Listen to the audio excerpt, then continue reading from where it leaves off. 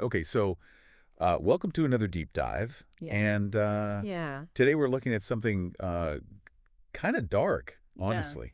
Yeah. This one's a little It's a little bit out there. yeah, for sure. We're diving into these conspiracy theories that are swirling around online Right. about the recent LA fires Mhm.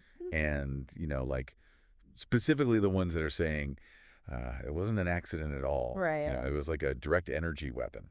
Yeah. I mean, when you hear direct energy weapon, you kind of think It sounds like this is Star Wars. yeah, science fiction. All right. Exactly.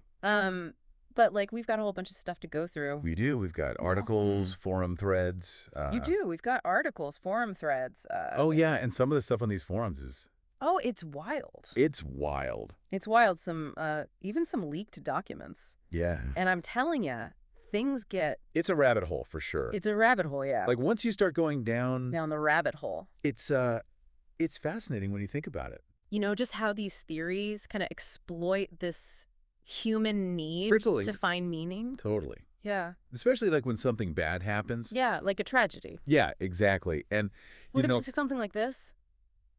we cannot forget that these fires were absolutely devastating. Oh, totally. Like real damage, real loss. Real impact on people's lives. Yeah, people lost homes, lives were completely, changed, upended. Yeah. And that's the real tangible loss that we have to acknowledge here. For sure, yeah. But at the same time, as all of this very real stuff is happening, Right. there's this whole other world online that's buzzing Oh, yeah. with these theories. Mm-hmm. And they're all pointing the finger at this direct energy weapon as the cause. Right, right. And just so our listener knows, like a direct energy weapon. Or DWs. DW, yeah.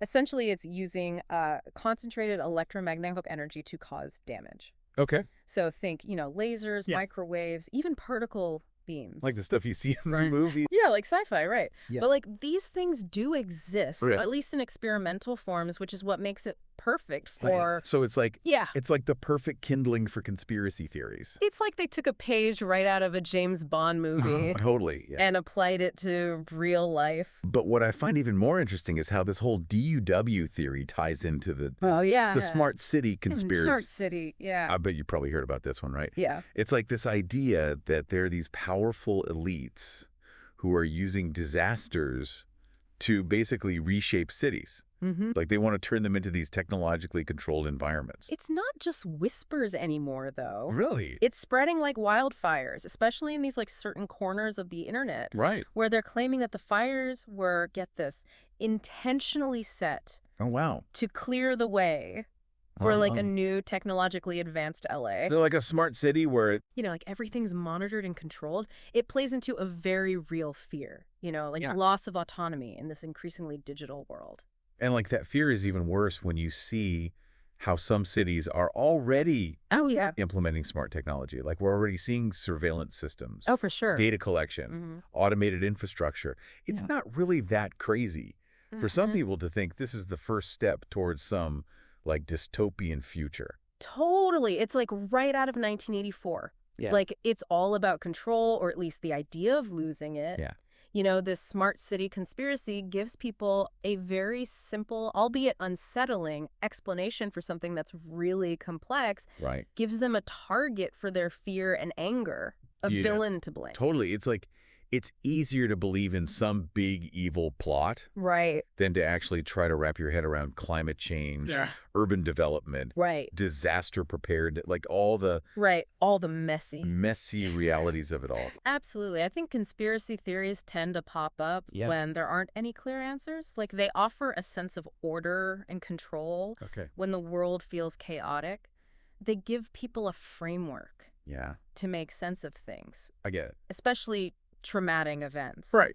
Even if that framework is based on completely false information. And that's the really dangerous part. Oh, absolutely. These theories aren't just harmless. Right. They have real world consequences. Oh, for sure. They distract us from actual solutions. Yeah, they erode trust Exactly. in legitimate authorities. Yeah, and they can even lead yeah. to violence. Totally. You just have to look at past incidents like Yeah.